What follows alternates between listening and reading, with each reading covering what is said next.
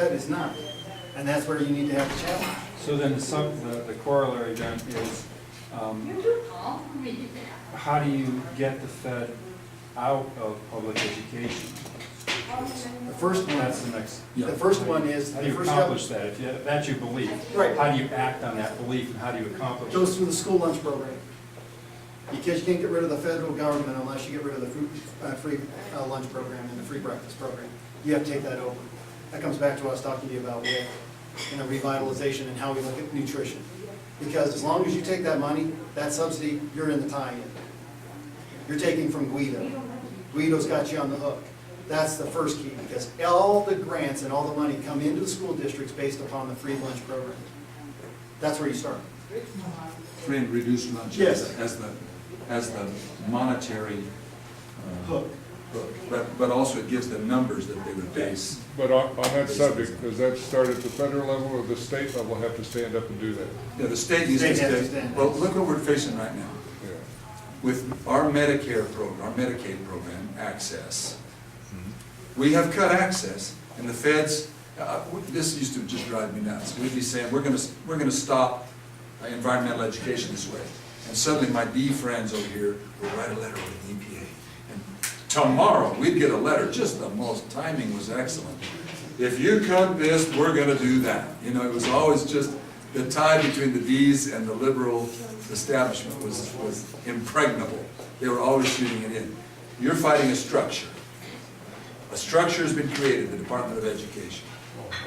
And right now in our state, do you think our state would have cut any fat at all if we weren't in a crisis? No. It's the crisis that has allowed this state to cut back the regulatory burden, the department burdens, etc. As long as we have people who will loan us money and are that stupid, then we are gonna, it will just keep going. But when finally people say, your money is worthless, we want our value back. We want our when you buy a car, the car is your collateral. We want our collateral back. It will take a crisis in order for us to say, that Department of Education has got to go. It may be that the crisis is caused by 40 freshmen who come in and say, as the fulcrum vote, we will not fund that department, period. We will not fund that. And if you did that, you got a crisis. You can't get the bill through. And that can be very effective. I did it. I was the appropriations chairman. That's how we broke the back of several of our agencies. You had your hand up, I'm sorry. Do you have an opinion on fair tax? To me, this whole question of flat tax, fair tax, all comes back to one thing. The government is getting too much of our money, and we're trying to figure out a way to equalize the pressure. What we should be asking is, how do we pay less money? Because if our rate of taxation, albeit I know that when the amendment passed, that it has been greatly abused from the 1% that they originally said it would tax. But if it was still at 1%, do you think we'd be talking about fair tax? No. It's because all these taxes just keep coming at us like a hurricane. And now we're trying to find some way to have something we can hold on to that's steady. So we say fair tax, okay, 10% for everybody. But then what keeps them from saying 11% or 12% or 13% or no exemptions? You know, so to me it's not really whether or not everybody's paying enough. It's why are we paying as much as we are, and that we need to back up on that. That's how I see it. Paul, would you have any other? Very similar program. Small business, you ain't got it, you ain't doing it. And we have gotten into a habit of, if we've got a problem or we want to do something, we're taxing. And we've got a regulatory system that's out of whack. It's totally out of whack. I actually listened to J.D. Hayworth, and I like his idea that all regulatory aspects can't be just implemented. They have to come back to Congress to be voted up or down. I like that idea. Because that's what, think about gasoline. Where's all your taxes coming from? Cigarettes. Keep going. I mean, all these taxes are hidden up. The problem is you've never been able in the history of mankind to ever show that a tax can get you out of a problem. So what you got to do is, guess what? Start a budget. Budget, balanced budget. That's where you start. That's number one. What are we going to do? How are we going to do it? Where can we cut the fat? And you start there. Here's where we're gonna go, and what do we need? What a novel concept. It's something we forgot a long time ago. And you look at the people that are making a difference right now in Congress, they have a business background, saying, okay, here's our money coming in, here's our forecast budget, here's what we got, here's what we got, this is what we got. Well, doesn't match. Gotta go back to the drawing board. You gotta start making some cuts. That's where you have to start. John Linder is retiring this year, okay? He's the dentist that helped do the fair tax, okay? And his comments are very similar. The problem is the way we've attacked our appropriations, is we're gonna tax our way out of this. Stop taxing. Stop taxing. Find out. Keep more hands, keep more money. Quick example. $800 billion, $850 billion of what you did is bail out Wall Street. Did you get anything? I got more tax. Yeah. What if you would have taken that same money and spread it out around the country? Oh, economic recovery, here you come. I know better than Wall Street about what I want to do with my money.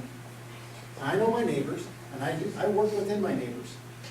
I share, I trade, and I keep it above board. It's about time getting back to those communities. But that's our problem. Let's learn about the tax. I like this statement, and the fact that we're taking these opportunities. I disrespect the legislature for passing the buck off to you. I hope y'all vote no and make them go back and get that pencil out and say, you know what? How can we come do this? I want somebody as a legislator, which is what I want to do, is come back to you and say, help me make these changes. Here's our budget. Help me cut. What are you willing to do? At this school district, are you willing to come in and help as a teacher's aide?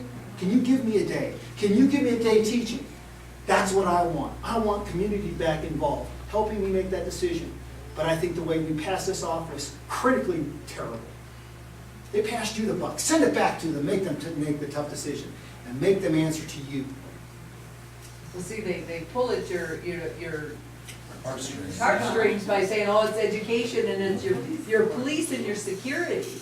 And that's what I said. I said, they can make cuts other places. They can tighten up their belts other places. Give me constitutional carry and Yeah, but you know, I don't know start about patrolling I don't know about you folks, but I mean, in Flagstaff, we passed bond after bond after bond. Okay, and they were supposed to go to school, to the school classrooms.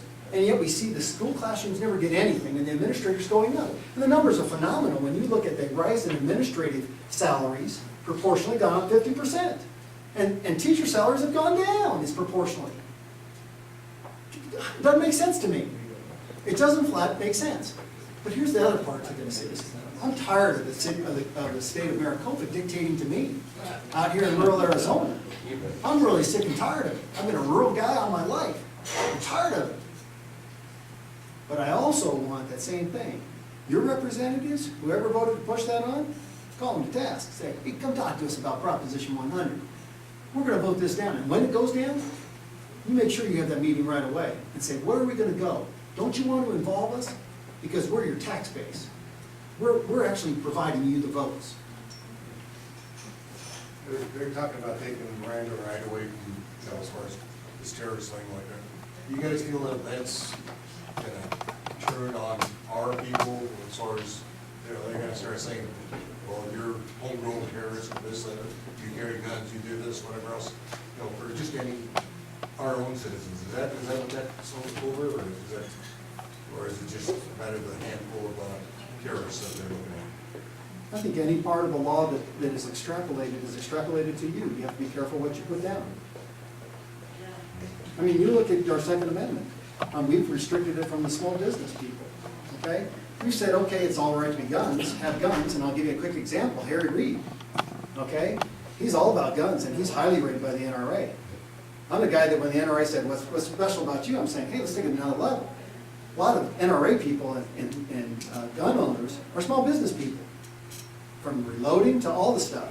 And what does Harry Reid do for small business people? You know what? I'm tired of that. Get rid of it. Because the economy of small business is also involved in the Second Amendment. But I've also been taught, be careful what you give away. Okay? And if they're citizens, do they deserve those rights?